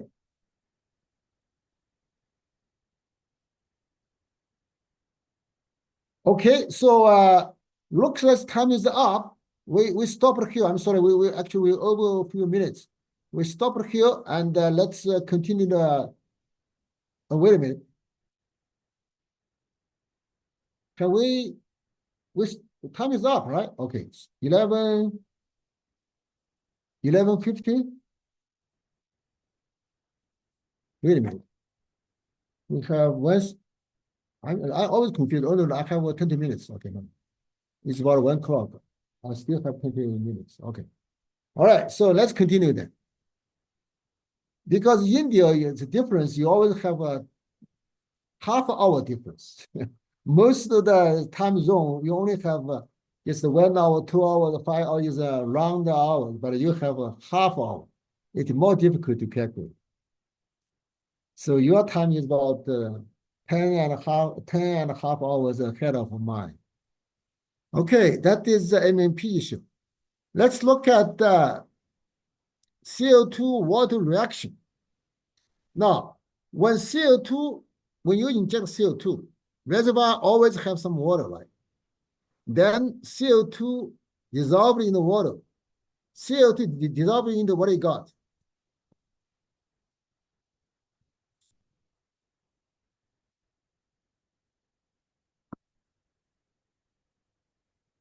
CO2 plus water. What do you got? You have HCO3 plus, right? So now what do you got? What is this one? This is a weak acid. No. So this one, you have this, therefore, we have this acid, weak acid, right? So now, weak acid is going to, any acid has some kind of corrosive, right? So next question is, what about what kind of reaction? How water CO2 solution going to change the rock? So what we did some kind of experiment. So this is called flooding. Okay, what kind of core? What kind of core we use? We use because this core is too tight. It's very difficult to inject water, and it's very difficult to inject CO2 water, right? So what we did, we cut the flexure. So therefore, from the top and bottom, we cut a flexure here. So now it's easier for the water solution to inject into reservoir. Then we measure permeability, how permeability changes. Or basically measure the pressure, and basically we measure the permeability. Here is what do we say? Here is as the time goes, permeability is decreasing. Why? That's why if your CO2 solution should dissolve some solid, right? Permeability should be higher, right? But why we get a little even lower? That's because, you see, you have some, after CO2 solution react with rock, because rock has different minerals, and different minerals have some deposit, and you see here deposit is blocked with fractures. So therefore, as more grains or minerals deposited, permeability is decreased. So we just simply did this kind of simple experiment, and we did not spend too much time on such kind of reactions. Okay. Next one is going to talk about CO2 flake. Now, so far, when we frack the reservoir, generally we use water.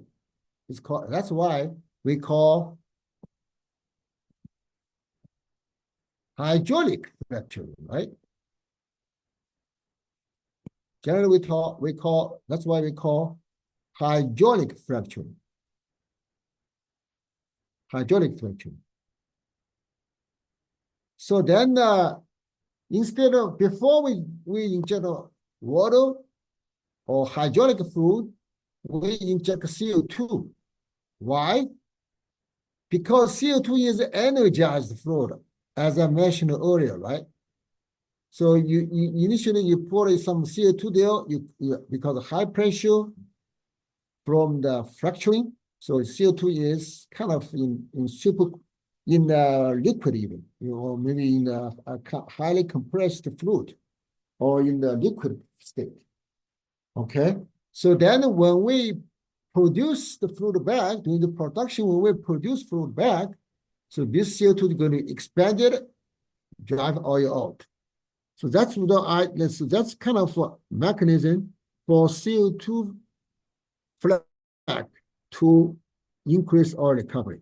But here we call CO2 pre-pad.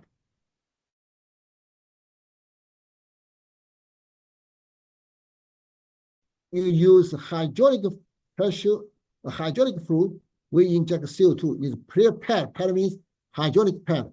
Before hydraulic pad, we inject CO2.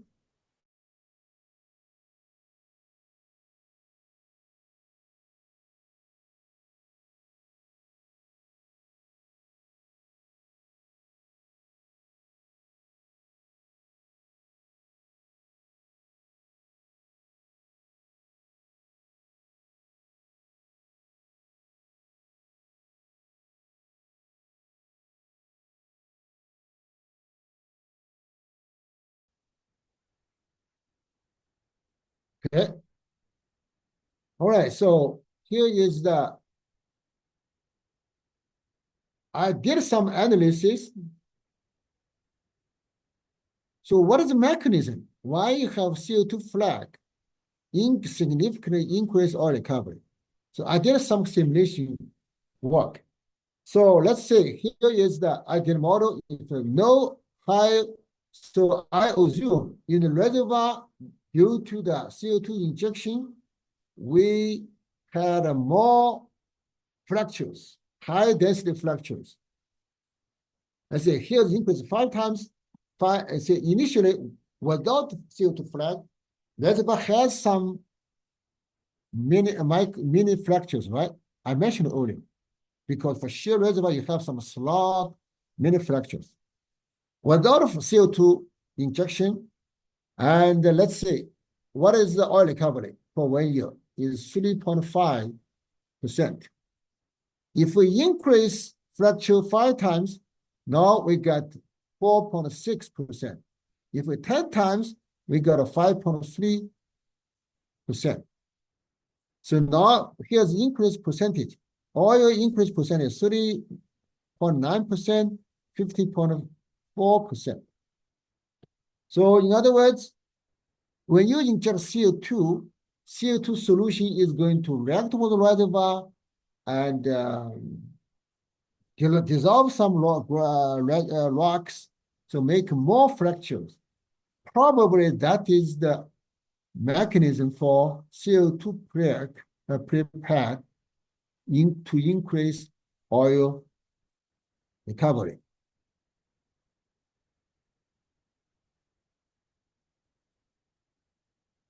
Now, next one is, I'm going to talk about CO2 reacting with oil. What people know is, this is a general science, we know that CO2 plus oil, we get S14 precipitation. Okay, first, for all crude oil, let me introduce physical background. S14 clear.